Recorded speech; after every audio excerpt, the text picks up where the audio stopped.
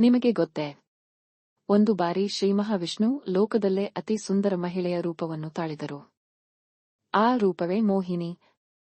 ಈ ಅವತಾರದಿಂದ ದೇವರುಗಳು ದೆವ್ವಗಳು ಸೇರಿ ವಿಶ್ವದ ಭವಿಷ್ಯವೇ ಬದಲಾಯಿತು.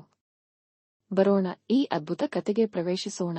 ಬಹಳ ವರ್ಷಗಳ ಹಿಂದೆ ದೇವತೆಗಳು ಮತ್ತು ಅಸುರರು ಸೇರಿಕೊಂಡು ಅಮೃತ ಪಡೆಯಲು ಹಾಲಿನ ಸಮುದ್ರವನ್ನು ಮಥಿಸಿದರು. ಮಂದರ ಪರ್ವತವನ್ನು ಮಂಥನದ ಕುಲುಮೆಯಾಗಿ ಮತ್ತು ವಾಸುಕಿ ನಾಗವನ್ನು ಹಗ್ಗವನ್ನಾಗಿ ಬಳಸಿದರು. ಅಲ್ಲಿ ಅನೇಕ ಅಮೂಲ್ಯ ರತ್ನಗಳು ಹೊರಬಂದವು. ಕೊನೆಗೆ ಅಮೃತದಿಂದ ತುಂಬಿದ ಹೊಳೆಯುವ ಕಲಶವೂ ಹೊರಬಂತು. ಆದರೆ ಸಂಕಟ ಎದುರಾಯಿತು. ಅಸುರರು ಅಮೃತವನ್ನು ಸಂಪೂರ್ಣವಾಗಿ ತಮ್ಮದಾಗಿಸಿಕೊಳ್ಳಲು ಬಯಸಿದರು. ಅವರು ಅದನ್ನು ಕುಡಿದರೆ ಅಜೇಯರಾಗುತ್ತಿದ್ದರು. ಆಗ ವಿಶ್ವದ ಸಮತೋಲನವೇ ಕುಸಿಯುತ್ತಿತ್ತು.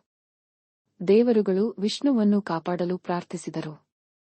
ವಿಷ್ಣು ದೇವರು ಮುಗುಳ್ನಗಿದರು ಮತ್ತು ಹೊಸ ರೂಪ ತಾಳಿದರು.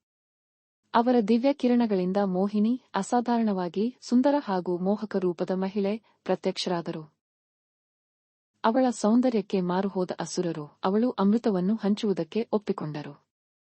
ಆದರೆ ಮೋಹಿನಿ ಸಾಮಾನ್ಯ ಮಹಿಳೆ ಅಲ್ಲ. ಅಮೃತವನ್ನು ಹಂಚುವ ನೆಪದಲ್ಲಿ ಅವಳು ಎಲ್ಲಾ ದೇವರುಗಳಿಗೆ ಮಾತ್ರ ಕೊಟ್ಟಳು. ಅಸುರರಿಗೆ ಒಂದು ಹನಿ ಸಿಗಲಿಲ್ಲ.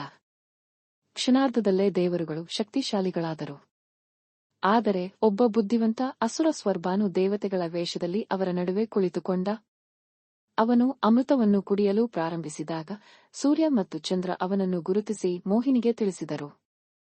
ಕ್ಷಣಾರ್ಧದಲ್ಲೇ ವಿಷ್ಣು ಸುದರ್ಶನ ಚಕ್ರವನ್ನು ಎಸೆದು ಅವನ ತಲೆಯನ್ನು ಕತ್ತರಿಸಿದರು.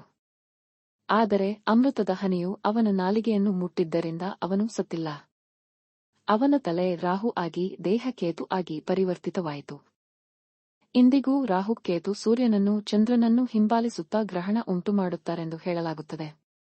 ಇಂತಹ ರೀತಿ ವಿಷ್ಣುವಿನ ಮೋಹಿನಿ ಅವತಾರ ಬುದ್ಧಿ ಮತ್ತು ಮಾಯೆಯ ಮೂಲಕ ಲೋಕವನ್ನು ರಕ್ಷಿಸಿದರು.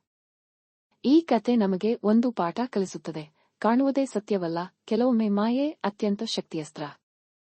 ಈ ಮೋಹಿನಿ ಕತೆ ನಿಮಗೆ ಇಷ್ಟವಾದರೆ ರಕ್ಷವಿ ಚಾನೆಲ್ನ್ನು ಲೈಕ್ ಮಾಡಿ, ಹಂಚಿಕೊಳ್ಳಿ ಮತ್ತು ಸಬ್ಸ್ಕ್ರೈಬ್ ಮಾಡೋದನ್ನು ಮರೆಯಬೇಡಿ.